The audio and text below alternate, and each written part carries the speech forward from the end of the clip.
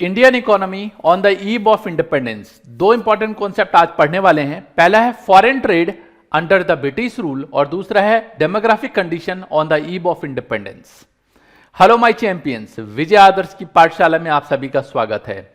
मेरा उत्साह बढ़ता है जब आप कमेंट में जो भी चीजें बताई जाती है उसको बताते हैं।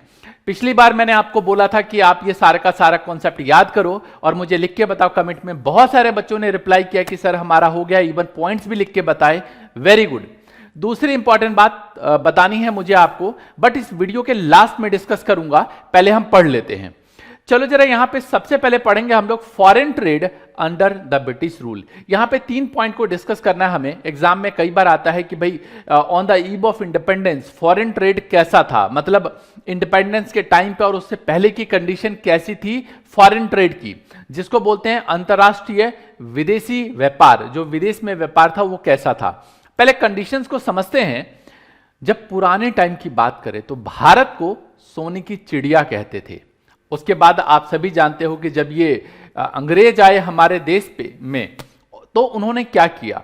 आपको पता है कि जो उस समय सोने की चिड़िया कहते थे वो क्यों कहते थे, क्योंकि इसके बहुत सारे रीजन थे। यहां पे बता रहा हूं कि मतलब एक एंशिएंट टाइम जो पहले के टाइम में था वो सिचुएशन कैसी थी कि हमारे यहां पे फाइन कॉटन उगाया जाता था। दूसरा सिल्क टेक्सटाइल, मतलब आज भी आपको पता है कि भाई रेशम का जो कपड़ा है वो भारत में ज्यादा से ज्यादा बनता है, तो ये एक वजह थी।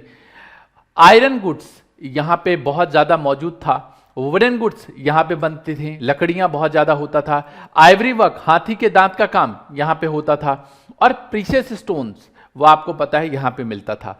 और इन सब वजह से ये जो अंग्रेज आए तो अंग्रेजों ने क्या किया कि इनको पता था कि भाई भारत में ये चीजें जो हैं वो बहुत इजीली अवेलेबल है कच्चे माल के रूप में।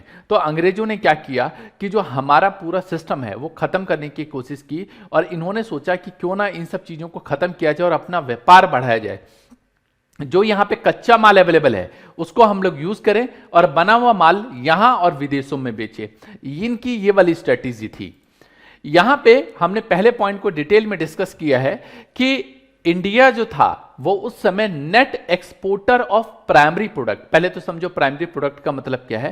प्राइमरी प्रोडक्ट जिसको बोलते हैं प्राथमिक जो उत्पाद होता है, ये होता है जो एग्रीकल्चर से जो भी प्रोड्यूस होता है इसको बोलते हैं प्राइमरी प्रोडक्ट। जो एग्रीकल्चर से प्रोड्यूस होता है उसको बोलते हैं प्राइमरी प्रोडक्ट। तो net exporter of the primary product and importer of the finish goods, मतलब इंडिया में जो भी कच्चा माल था उस कच्चे माल को बाहर विदेश में मतलब एक तरीके से एक्सपोर्ट करते थे। तो रॉ मटेरियल जो कच्चा माल है, जैसे रॉ सिल्क अभी बोला ना मैंने आपको, कॉटन, वूल, जूट, इंडिगो, नील की खेती होती थी उसमें, तो नील सबसे ज्यादा उगाया जाता था, और चीनी ज्यादातर। इसके अलावा भी कई सारी थी बट ये मेन चीजें हैं। तो इसको एक तरीके से क्या करते थे, एक्सपोर्ट करते थे कच्चे माल के रूप में, और बने हुए माल को यहां पे इंडिया में बेचा जाता, जैसे cotton, silk and woollen cloth. देखो यहां से लेके गए कच्चा माल और वहां से बना के लेके आए। और कैपिटल गुड्स जैसे मशीनें हो गई, इसको इंडिया में बेचा।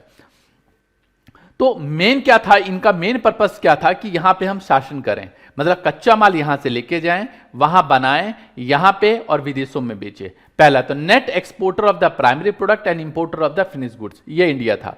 दूसरा surplus trade but only to benefit britishers, मतलब हुआ क्या कि यहां पे कच्चा माल भारी मात्रा में एक्सपोर्ट किया। जैसे मान के चलो एक फिगर लेते हैं हम, मान लो कि 1000 करोड़ का एक कच्चा माल बाहर भेजा और इंपोर्ट सिर्फ मान लो 200 करोड़ का हुआ, तो 1000 में से 200 घटाओ तो 800 करोड़ का माल अभी भी बाहर हमने ज्यादा एक्सपोर्ट किया। किसी भी कंट्री के लिए अच्छी बात होती है, किसी भी कंट्री के लिए अच्छी बात होती है, आज भी एक अच्छी बात है।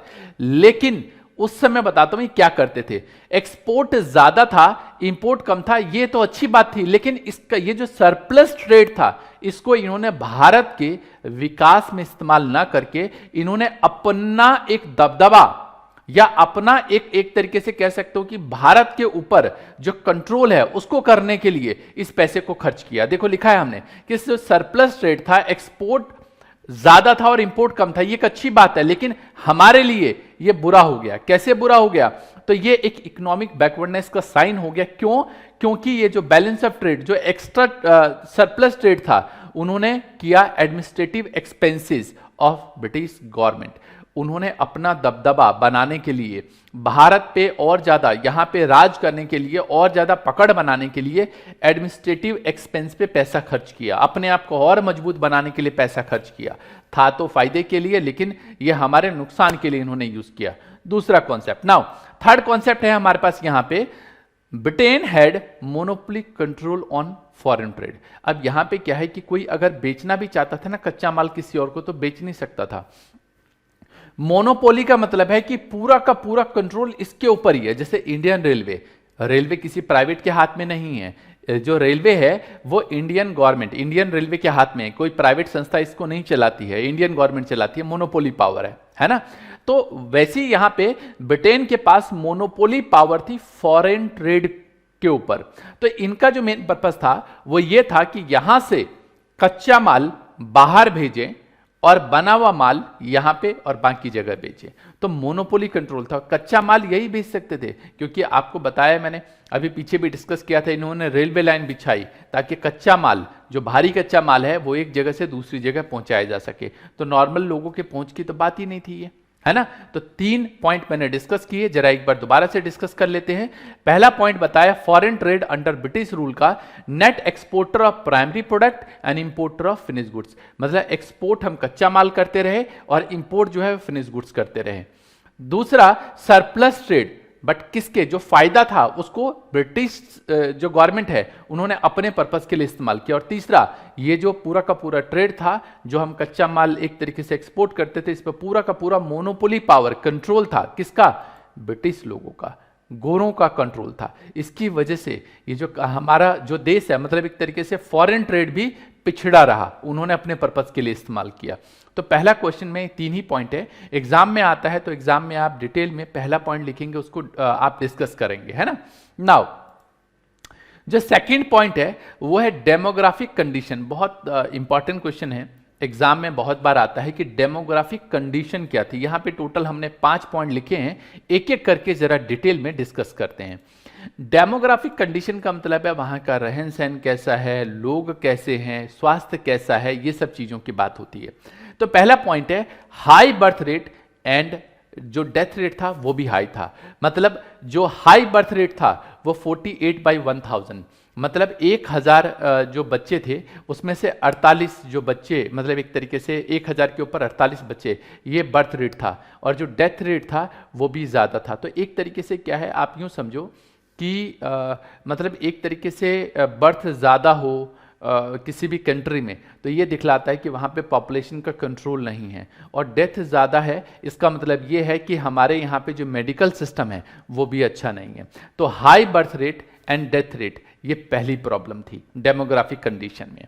नाउ सेकंड पॉइंट है हमारे पास हाई मोर्टेलिटी रेट, मतलब जो मृत्यु दर थी वो बहुत ज़्यादा थी। डेथ रेट जो था चिल्ड्रन का, यहाँ पे मोर्टेलिटी का मतलब है, क्योंकि कई बार बच्चे बोलते हैं कि सर ये पॉइंट तो पीछे डिस्कस कर लिया, तो सेकंड पॉइंट हम क्यों डिस्कस कर रहे हैं।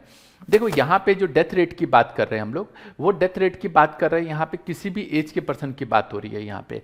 लेकिन यहाँ पे जो बात हो रही है वो बिल्कुल नवजात शिशु की बात हो रही है कि पैदा हुआ और पैदा होते ही 1 साल के अंदर अंदर डेथ हो जाए। तो डेथ रेट ऑफ चिल्ड्रन जो बिलो 1 ईयर, जिसकी एज 1 साल के अंदर अंदर है, वो बहुत ज़्यादा हाई रही है। और ये क्या था, 1000 जो बच्चे जन्म लेते थे उसमें से 218 बच्चे डेथ कर जाते थे। इसका मतलब है पुअर हेल्थ केयर, ये एक सेकंड प्रॉब्लम थी। तो पहला पॉइंट हमने पढ़ा यहाँ पे high birth rate and death rate, दूसरा point high mortality rate. Now third point है हमारे पास यहाँ पे लो लाइफ एक्सपेक्टेंसी, मतलब उस समय जो सिचुएशन थी, क्योंकि मेडिकल सिस्टम इतना अच्छा नहीं था, तो इसकी वजह से जो एक बच्चा जब जन्म लेता है और उसके बाद कितने साल तक वो ऑन एन एवरेज जिंदा रह सकता है उसकी बात होती है। तो उस समय 32 ईयर्स थी, मतलब एवरेज निकाला गया, तो एवरेज से पता चला कि एक एवरेज लाइफ जो था उस समय वो 32 ईयर्स का ही था। क्योंकि आपको पता है उस समय मेडिकल सिस्टम अच्छा नहीं था, कोई अगर इमरजेंसी होती थी तो उसकी वजह से डेथ हो जाता था। आपको पता है कि पहले जो डिलीवरी होती थी जो बच्चा पैदा होता था वो घरों में ही पैदा होता था। अगर गांव के लोग हैं तो वो जानते हैं, आज तो थोड़ा सा फैसिलिटी बढ़ गई है, लेकिन वहाँ पे क्या होता था कि दाई होती थी, वो बच्चा जो है वो जन्म करवाती थी। बट उस समय अगर कॉम्प्लिकेशन आ जाए किसी वजह से, है ना, या कुछ किसी तरीके की दिक्कत आ जाए, तो मदर भी गई, बच्चा भी गया, या दोनों में से एक बच गया, एक चला गया। लेकिन इसमें दोनों के चांसेस ज्यादा थे। तो सोचो कि ये तो एक तरीके से पूरा एक परिवार ही खत्म होने वाली बात हो गई, है ना, बच्चा भी चला गया, मदर भी चली गई। तो एक जो लाइफ है किसी भी पर्सन्स की, वो जीने की, वो 32 ईयर्स थी उस समय। तो ये एक इशू उस समय बहुत ज्यादा था। यहां लिखा भी हमने कि means the number of years that a new born child on an average, average की बात हो रही है, ऐसा नहीं कि सबकी बात हो रही है, एक एवरेज निकाला गया, इज एक्सपेक्टेड टू लिव, कितने टाइम तक वो जिंदा रह सकता है। तो लो लाइफ एक्सपेक्टेंसी थी। नाउ थर्ड पॉइंट है हमारे पास यहाँ पे लिटरेसी रेट, मतलब साक्षरता दर क्या थी उस समय। तो साक्षरता का मतलब है कि जो लोग लिख सकते हैं और पढ़ सकते हैं उसको बोलते हैं साक्षरता दर।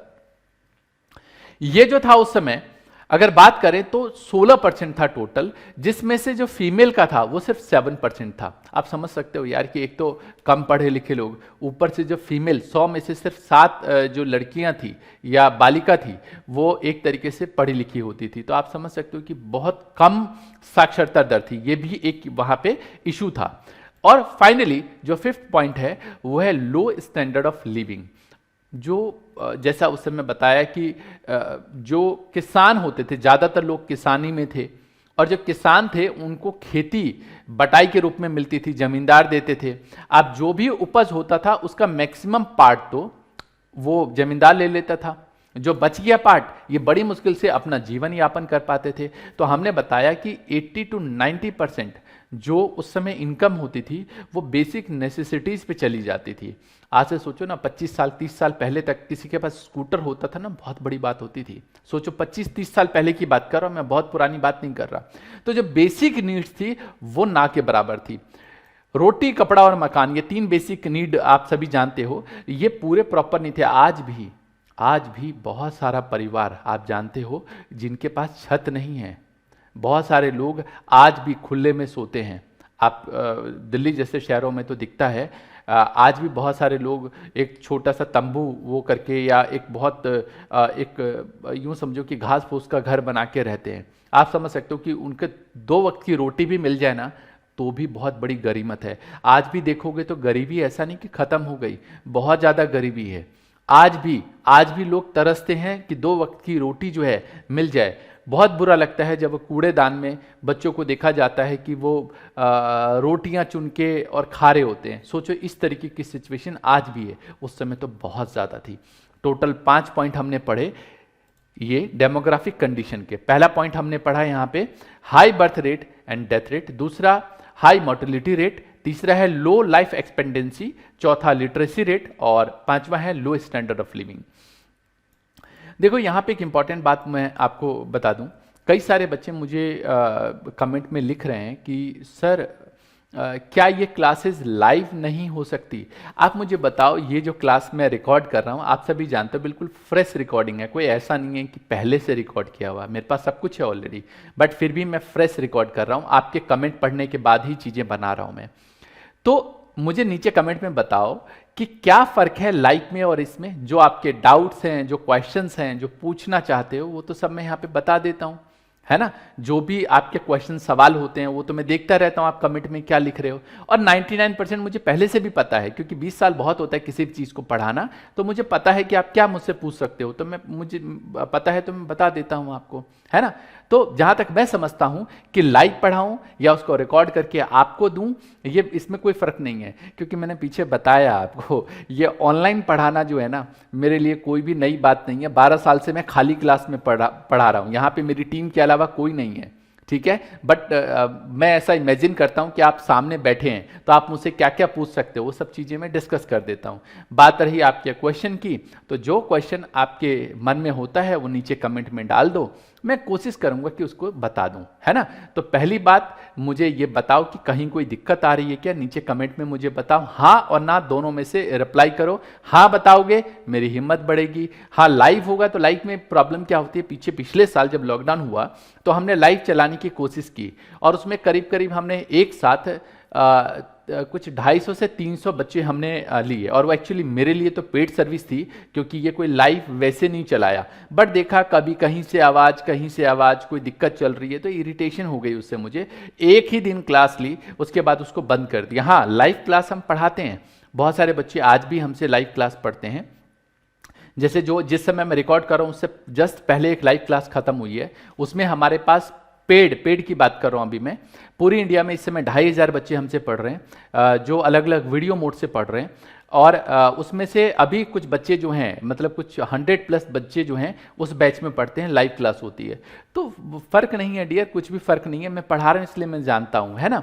दूसरी इंपॉर्टेंट बात जो कमेंट में अभी मैंने देखा और अच्छा लगा मुझे जब आप कमेंट में पूछते हैं, एक प्राजक्ता ने मुझसे पूछा है कि सर ये जो क्लास है मैं अभी जस्ट जुड़ी हूँ कुछ दिन, मतलब जस्ट शायद मेरे ख्याल से कल ही जुड़ी हैं ये, तो ये कहना चाहती हैं कि सर क्या मैं पिछली क्लासेस देख लूँ। हाँ, आप अपने फ्रेंड को बताओ, मैंने पहले भी बताया कि इसके लिए मैं कुछ चार्जेस नहीं ले रहा। जनरली जो हमारी पेड सर्विसेज हैं, जो हम लोग पेड क्लासेस लेते हैं वो एक अलग है, बट ये मुहिम हमने इसलिए चलाया कि जो बच्चे दूर दराज के इलाकों में बैठे हैं, जो सच में एक अच्छी एक एजुकेशन मतलब एक्सपेक्ट करते हैं, वो चाहते हैं कि एक अच्छा पढ़ाने वाला मुझे कोई टीचर मिले और उनके पास अवेलेबिलिटी नहीं है, उनके लिए मैंने ये मुहिम जारी की है। तो इसके अंदर मैं आपको बता दूं कि आप अपने दोस्तों को जोड़ो, ज़्यादा से ज़्यादा दोस्तों को बताओ ताकि यार इसका बेनिफिट उठा सके और YouTube पे फालतू में इधर उधर की वीडियोस पे ना भटकें। एक चीज़ और यहाँ पे बता देना चाहता हूँ, अगर आप मेरे से पढ़ रहे हो तो प्लीज़ फालतू की वीडियोस देखना बंद कर दो। अगर आप देखोगे तो मेरा ज्ञान तो जो लोगे, दूसरे का ज्ञान लोगे तो चीज़ें समझ में नहीं आएगी। और बता दूँ, बहुत सारे लोग मेरी ही नकल करते हैं, मैं जानता हूँ। इवन बहुत सारे हमारे पास डेली बेसिस पे व्हाट्सअप आते हैं, बताते हैं कि हम स्टूडेंट हैं, बट बाद में प्रोफाइल पता चलता है वो टीचर हैं, हमारे नोट्स मांगते हैं, वीडियोस मांगते हैं। बट हम टीचर के लिए एक अलग सिस्टम है, कोई अगर हमें बताता है टीचर स्कूल तो हम उसको अलग तरीके से ट्रीट करते हैं। बट ठीक है, ये एक अलग चीज है। तो मैं आपको बता दूं कि जो अगर आप हमसे पढ़ रहे हो तो कोशिश करो डियर कि आप फालतू की वीडियोस देखनी बंद करो और हमसे पढ़ो। और जो भी कंफ्यूजन होती है नीचे कमेंट में बताओ। अगर आपका कोई दोस्त बाद में जुड़ता है, जैसे प्राजक्ता ने मुझसे पूछा, तो प्राजक्ता आपको बता दूं कि कोई पीछे का अगर रह गया है तो पिछली वीडियोज आप सारी देख लो। वीडियोज की लेंथ हम बहुत लंबी इसलिए नहीं रखते ताकि आप आसानी से खत्म कर सको और उसके बाद हमारे इस जो बैच है उसके साथ जुड़ जाओ। इसकी मैंने एक अलग से प्लेलिस्ट बना रखी है, उस प्लेलिस्ट में आपको सारी की सारी वीडियोस जो है डेट वाइज मिल जाएगी, है ना। तो चलो आज हम यहीं पे विराम देंगे। मुझे जरूर बताओ आपको आज वाली क्लास कैसी लगी। ये दोनों क्वेश्चन को अच्छी तरीके से याद करो और कमेंट में ये मत लिखो कि सर याद हो गया। अच्छा लगता है चलो लिख के बताते हो, लेकिन मजा तब आता है जब सारे के सारे पॉइंट मुझे लिख के बताते हो, याद करते हो और नीचे कमेंट में लिख के बताते हो सर इस डेमोग्राफिक कंडीशन के ये 5 पॉइंट ये रहे, ये फॉरेन ट्रेड का जो ये 3 पॉइंट बताया आपने ये नीचे लिखे हैं। ये मजा आता है डियर, है ना। दोस्तों के साथ डिस्कस करो, शेयर करो, ज्यादा से ज्यादा लोगों को नॉलेज दो, ठीक है। अगली क्लास में मिलेंगे, बट नीचे कमेंट में जरूर बताना। तब तक के लिए all the best, take care, जय हिंद, जय भारत।